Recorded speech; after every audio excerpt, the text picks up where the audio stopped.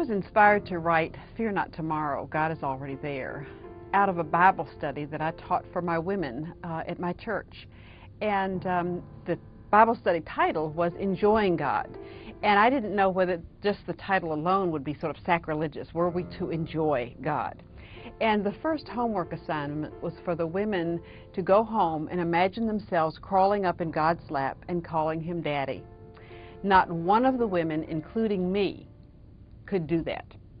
After we finished the 10-week study, many could.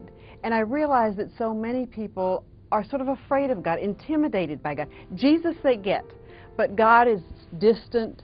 Maybe he's angry. Maybe he's very hard to please. So I wanted to examine what was God like? How does he relate to us? How do we relate to him?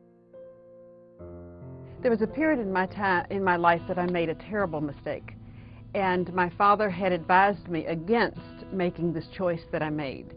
And I did it anyway. I was willful and stubborn and sinful.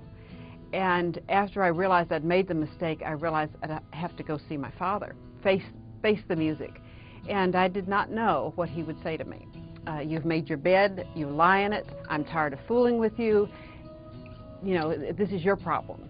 And I drove, it was a 2-day drive, fears multiplied with every mile. And as I drove into my parents' driveway, I saw my father standing there. And as I got out of the car, he wrapped his arms around me and he said, "Welcome home."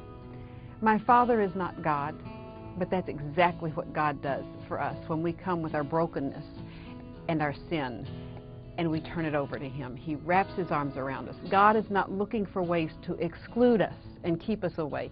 He's looking for ways to include us and embrace us. So many people are hurting. So many people have messes in their lives that they're ashamed of, that maybe they've hidden, that they don't want anyone to know. And I thought, you know, I have experienced that. I have been in the pew with a broken heart and nobody knew it because I wanted to keep the mask on. The greatest principle that I would want people to take away from Fear Not Tomorrow, God Is Already There, is to change your focus. Change your focus from the problem and shift it to the unchanging character of God. God does not change, and God has wonderful character of love, mercy, grace, wisdom, faithfulness, gentleness, kindness, all the things that we need God to be, he is. And so change the focus.